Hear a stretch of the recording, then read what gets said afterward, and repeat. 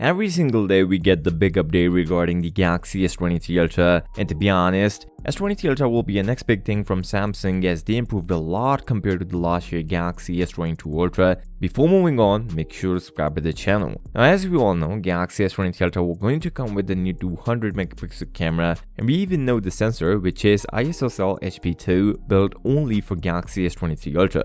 But here's a catch. Before, we only know what is coming and those updates were not confirmed, but now, as per exynos, Galaxy S23 Ultra will going to come with new portrait video mode, and this new portrait video mode is capable of recording 4K 30fps, which is insane, directly from 1080p, or I should say Full HD to 4K, a big jump over the last year Galaxy S22 Ultra. Things didn't stop here, as S23 Ultra will going to offer 8K video at 30fps, which for now no other phone is offering, even S22 Ultra offering 8K at 24 FPS. Let me know in the comments, do you like portrait video mode option on S23 Ultra? One important thing to mention, this new portrait video mode is even better than what Apple is offering in the iPhone 14 Pro Max, as the separation between the portrait and background is better. Also, the thermal control is relatively good, confirmed by eyes. Do you guys know that the exynos shared the original camera sample of S23 Ultra? As I talked about in my last video, where this image was taken on S23 Ultra 200 megapixel camera. It is not 5x or 10x, this was zoomed at 12x on 200 megapixel camera, which is insane, as the image quality is really good with the initial color processing,